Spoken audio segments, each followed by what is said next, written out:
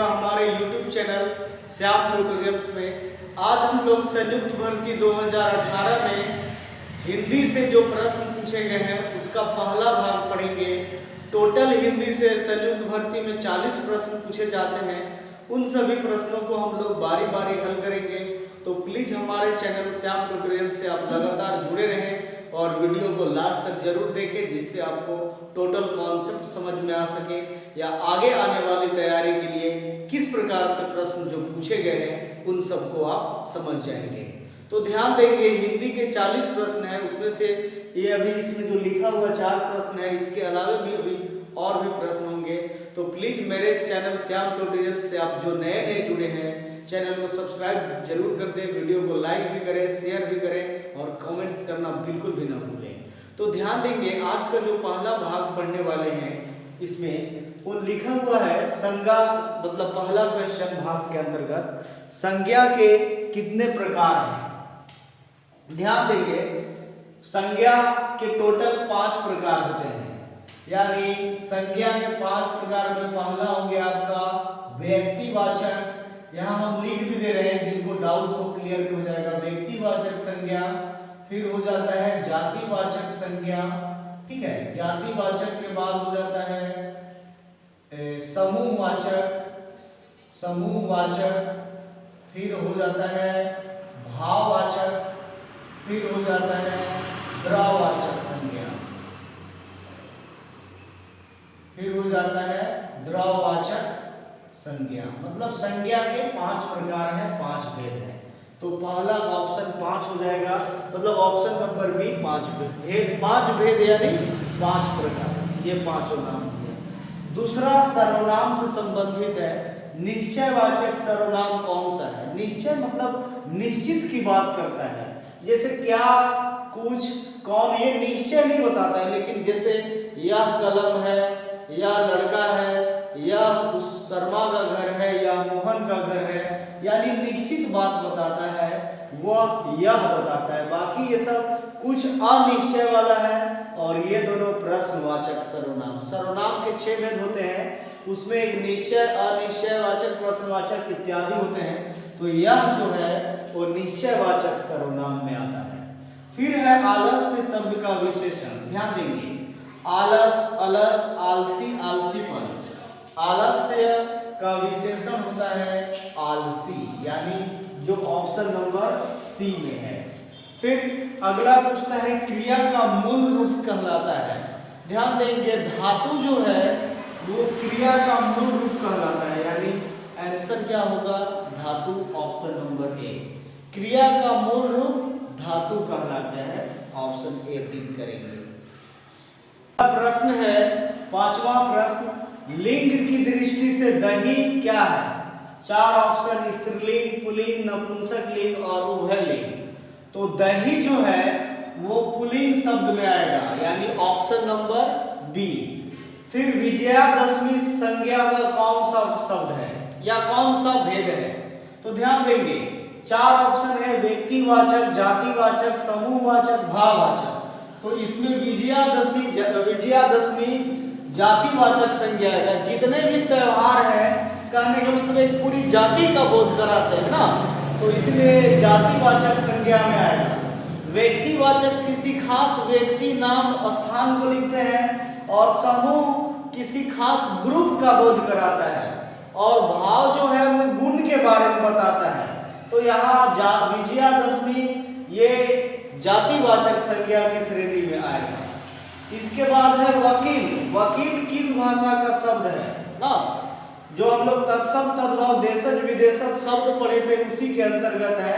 तो वकील जो है अरबी भाषा का शब्द है, अरबी यानी सऊदी अरब, अरब से। फिर बोलता है परीक्षा शब्द किस वर्ग में आता है, यानी किस भाषा का शब्द है, ये भी उसी टाइप का है। पहला ऑप्शन विदेशज, दूसरा तद्भव, तीसरा तत्सम और चौथा देशज। तो परीक्षा शब्द जो है वो तत्सम में आता है। तत्सम का मतलब होता है, ध्यान दीजिएगा, 4 जो दिया है इसका मतलब समझेंगे। एक होता है उत्पत्ति और व्युत्पत्ति के आधार पर शब्द, तो उसमें 4 शब्द होते हैं। पहला विदेशक दिया है, मतलब विदेशी भाषा के शब्द जिसका हम लोग बोलचाल में या हिंदी में प्रयुक्त करते हैं, ठीक है ना, उसको विदेशक कहते हैं, जिसमें बहुत सारे होते हैं, अरबी, फारसी, तुर्की, पुर्तगाली। तो लेकिन ये विदेशक में नहीं है परीक्षा। तद्भव उसको बोलते हैं कि जो तत्सम का शब्द मतलब संस्कृत का शब्द हो और कुछ परिवर्तन करके उसको हिंदी में लिखते हैं, उसको तद्भव कहते हैं।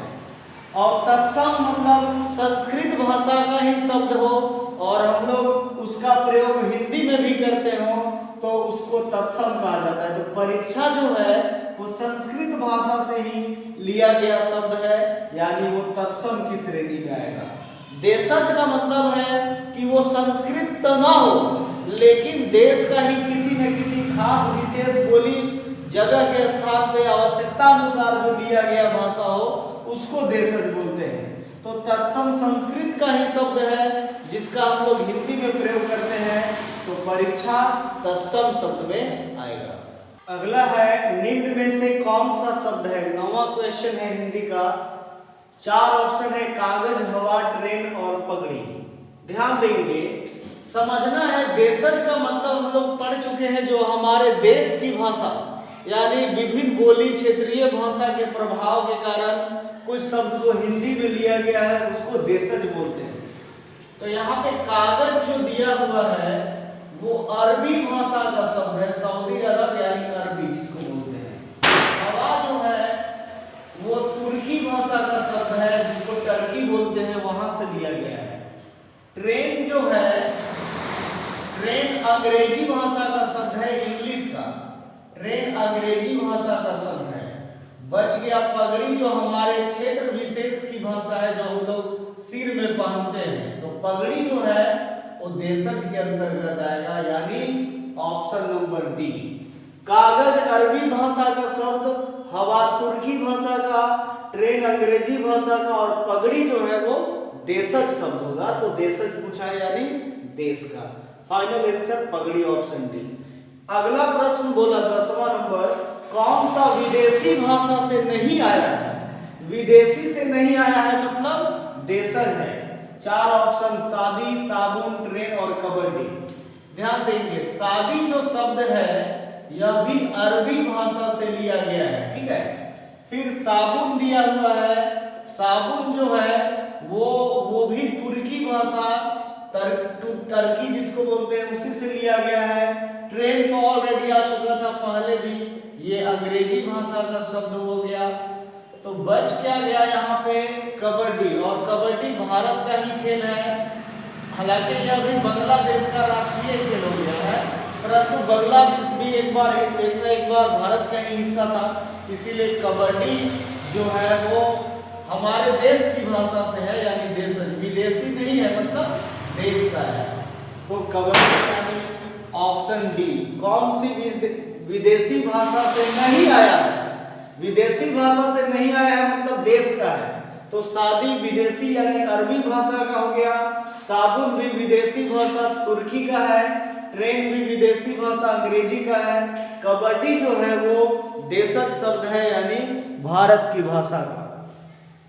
फिर अगला प्रश्न है, देवनागरी लिपि में लिखी जाती है, मतलब कौन सा है ये, अंग्रेजी, पंजाबी, हिंदी, उर्दू में कौन सा है जो देवनागरी में लिखा जाता है? तो देवनागरी में हिंदी लिखा जाता है, यहाँ समझेंगे। लिखा जाना मतलब स्क्रिप्ट कैसे लिखते हैं, तो अंग्रेजी जो लिखा जाता है उसका लिपि रोमन बोलते हैं, गणित का भी रोमन ही है। पंजाबी जो होता है वो गुरुमुखी लिपि में लिखी जाती है, ठीक ना। तो ये जो है हिंदी जो है वो आपका देवनागरी लिपि में आता है, हिंदी देवनागरी लिपि में, ठीक ना। तो हिंदी जो है वो देवनागरी लिपि के अंतर्गत है। उर्दू तो कुछ अरबी और फारसी भी होता है, इसलिए मेन इसका हिंदी होगा, देवनागरी लिपि। व्याकरण की दृष्टि से शुद्ध शब्द यानी वर्तनी वाला है, जिस कैसे हम लोग लिखेंगे। तो इसमें देखिए ऐतिहासिक, ऐतिहासिक, ऐतिहासिक, ऐतिहासिक दिया है, और फाइनली ये होगा जिसको हम लोग ऐतिहासिक लिखते हैं, हिस्टोरिकल मोमेंट। वर्तनी के दृष्टि से ऐतिहासिक ऐसे होता है, यानी option number A. Question number 13 है निरर्थक का संधि विच्छेद। ध्यान देंगे 4 ऑप्शन दिए हुए हैं। निरर्थक ये लिखा जाता है ऐसे, इसका संधि विच्छेद होगा नि प्लस अर्थक, मतलब कोई अर्थ ना निकले। निरर्थक जो है एक विसर्ग संधि के अंतर्गत आता है। संधि का एक भाग होता है विसर्ग संधि, यानी पहला वाला ऑप्शन होगा नि प्लस अर्थक। फिर हाथों हाथ बोलता है कौन सा समास है, तो हाथों हाथ जो है मतलब हाथ ही हाथ, यानी प्रत्येक हाथ विग्रह करेंगे तो ये हो जाता है अव्ययी भाव के अंतर्गत। कहने का मतलब है जिसका पहला पद अवयव हो और संपूर्ण पद यानी बाद वाला पद क्रिया विशेषण की काम करे, मतलब हाथ ही हाथ में यानी विशेषता बताए, तो वो बहु अवयवी भाव समास कहलाएगा। Option number C. द्वंद्व में होता है दोनों पद की प्रधानता, और कर्मधारय में जैसे पहला पद, जैसे कर्मधारय में बीच में मान के चलिए जो भी डिफिनेशन रहेगा उसके अंतर्गत, जैसे उसमें नीलकमल इस टाइप का शब्द रहता है, तो कर्मधारय वगैरह के अंतर्गत। तत्पुरुष जो है उसमें आपका जब भी आप विग्रह करेंगे तो बीच में मतलब कर्ता कारक की विभक्ति आता है, कर्ता ने कर्म को करण से, और यहाँ हाथों हाथ लिखा हुआ है यानी अव्ययी भाव समास के अंतर्गत आएगा। फिर है अगला अन्वेषण कौन सा उपसर्ग है। ध्यान देंगे अन्वेषण का मतलब तो एक्चुअली खोज हुआ, उपसर्ग का मतलब होता है कि वैसा शब्द या शब्दांश जो किसी भी शब्द के पहले आकर लगेगा और उसके अर्थ में परिवर्तन ला दे तो उसको उपसर्ग बोलते हैं। तो यहाँ अनु प्लस एषण होगा अन्वेषण। अनु उपसर्ग होगा मतलब नया चीज खोज करना, ठीक है ना। ऐसा मतलब नया, और अनु का मतलब हो गया नई चीजें खोज करना, इन्वेंट करना। Option number C. फिर बोलता है अगला है पत्रिका। पत्रिका में कौन सा प्रत्यय है, कौन इसमें से कौन सा प्रत्यय है, या ई, इका और का। तो यहाँ देखेंगे पत्रिका में हम लोग पत्र प्लस इका होता है। प्रत्यय किसको बोलते हैं, वैसा शब्द या शब्दांश जो किसी मूल शब्द के अंत में आकर लगे ना, अंत में लगे और उसके अर्थ में परिवर्तन लाके उसे प्रत्यय करते हैं। तो इसमें होगा पत्र मूल शब्द और इका अंत में लगा, यानी ऑप्शन नंबर सी। तो इका प्रत्यय होगा। इस तरह से और भी जितने भी प्रश्न पूछे गए इन सबको हम लोग हल करेंगे। कल हिंदी का एक और भी भाग बनाएंगे और उसको अपलोड करेंगे। तो हमारे चैनल से आप लगातार जुड़े रहें, वीडियो को लाइक भी करें, सब्सक्राइब भी करें और कमेंट्स करना बिल्कुल भी ना भूलें। धन्यवाद।